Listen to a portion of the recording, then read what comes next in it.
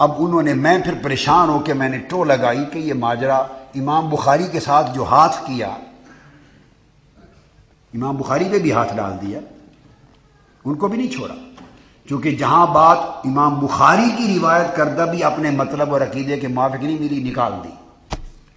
کیوں کیا؟ تو پھر جا کے سمجھ آئی کہ شرح کیا انہوں نے، امام بخاری نے کتاب کا نام رکھا تھا الادب المفرد۔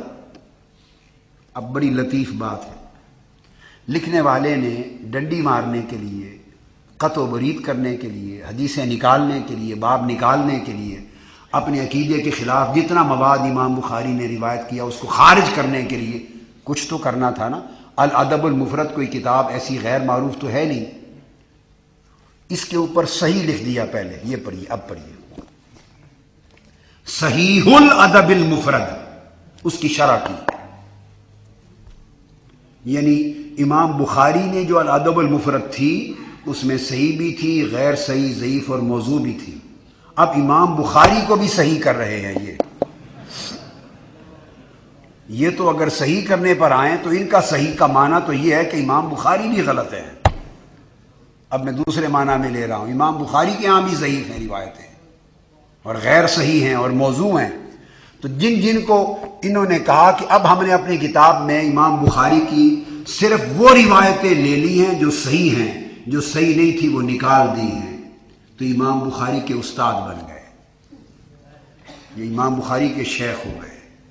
اگر آج امام بخاری حیات ہوتے تو خدا جانے ان پر کیا بیتتی۔ تو یہ تو امام بخاری کو صحیح کا لفظ لگا کر، اس کا مطلب ہے وہ حدیثیں صحیح نہیں تھی، سب نکال دی۔ اب یہ پوچھئے کہ چلو حدیثیں صحیح نہیں تھی چھوڑ دیں، وہ تو امام بخاری سے بہتر آپ جرح و تعدیل کے امام ہیں، بہتر۔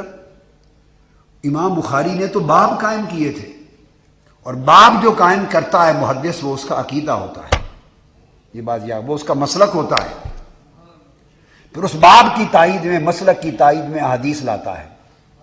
تو تم نے تو سندیں ضعیف کر کے، معاذ اللہ موضوع کر کے امام بخاری پہ ظلم کیا، کاٹ ڈالا، نکال دیا، مگر انہوں نے تو ابواب بنائے تھے بتانے کے لیے کہ یہ عقیدہ صحیح ہے۔ آپ نے وہ باب بھی نکال دیے۔ کتنے باب نکالے؟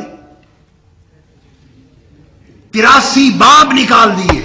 گویا امام بخاری نے جو عقائد بیان کیے تھے اس کی 83 شاخیں کاٹ ڈالی۔